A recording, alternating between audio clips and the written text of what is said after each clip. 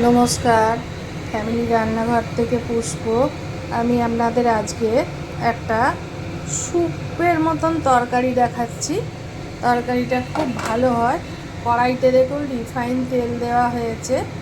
এইবারে আমি এখানে মটর ডাল ধুয়ে রেখেছি, আলু আছে, আছে লাউ কাটা। হ্যাঁ, এইবারে আমি এখানে কাঁচা লঙ্কা চিড়ে রেখে দিয়েছি। আমি প্রথমে কড়াইতে এই আলু কাটাটা দিয়ে দেব। কোনো ফোড়ন টোড়ন কিচ্ছু দেবো না, কিন্তু আলুটা দিয়ে দিলাম, এই লাউটা দিয়ে দিলাম।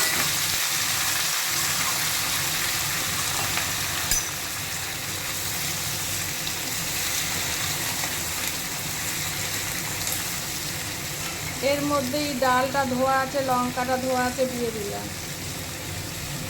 কিছু কিছু জিনিস অতি সাধারণ রান্না হয়, খেতে খুব ভালো লাগে। এতে এই যে অল্প একটু আদা দিলাম পরিমাণ মতন, একদম অল্প পরিমাণ ধনে গুঁড়ো দিলাম, একেবারে অল্প পরিমাণ জিরে দিলাম। তরকারির পরিমাণ যতটা পরিমাণের তরকারি সেটা বুঝে, এটাতে কিন্তু আমি খুব কম সব কিছু দিলাম। এটাকে একটু ভালো করে কষিয়ে নেব।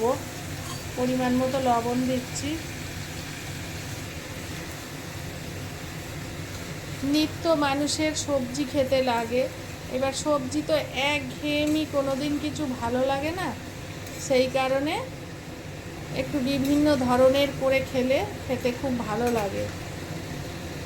অনেকেই রিচ খায় না, অনেক কিছু খায় না। এইবার এটা আমি করব, দেখুন আমি কুকারের মধ্যে এটাকে দিয়ে দেবো। দেখুন সমস্তটা আমি কুকারের মধ্যে দিয়ে দিলাম, যা যা দিয়েছিলাম। এই কুকারে কোনো জিনিস রান্না করলে জল কিন্তু খুব কম দিতে হয়, পরিমাণ কমে 1 কাপ 1.5 কাপ মতন জল দিয়ে দিলাম। কুকারের ঢাকনাটা বন্ধ করে দিলাম। এবার আমি এইটাকে 4টে সিটি দিয়ে নেব। দেখুন আমি একটা লাউ আলু ছোলার ডাল দিয়ে তরকারি করে কুকারে দিয়েছিলাম। দেখুন এটা মোটামুটি হয়ে গেছে। 5টা সিটি দিয়ে আমি হাওয়াটাকে আটকে রেখেছিলাম। দেখুন জল খুব অল্প দিয়েছি, একদম মোটামুটি বসে বসে থকথকে হয়ে গেছে, ডালও সিদ্ধ হয়ে গেছে। জিনিসটা একদম নতুন ধরনের করে খেয়ে দেখবেন, ঠিক মনে হবে স্যুপ খাচ্ছি, অথচ একটা তরকারি। খেতেও খুব ভালো লাগে জিনিসটা, শুধু মুখেও খেতে খুব ভালো লাগে। আমি সামান্য একটু ঘি দিয়ে দিচ্ছি,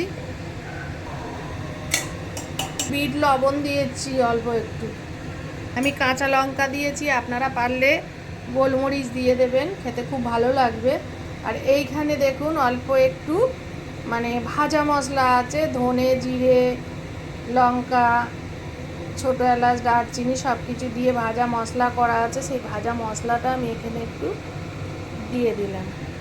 দিয়ে এইবার দেখুন আমি ভালো করে এটাকে মিশিয়ে নিচ্ছি। আর স্বাদ মতন খুব অল্প একটু চিনি দেবো।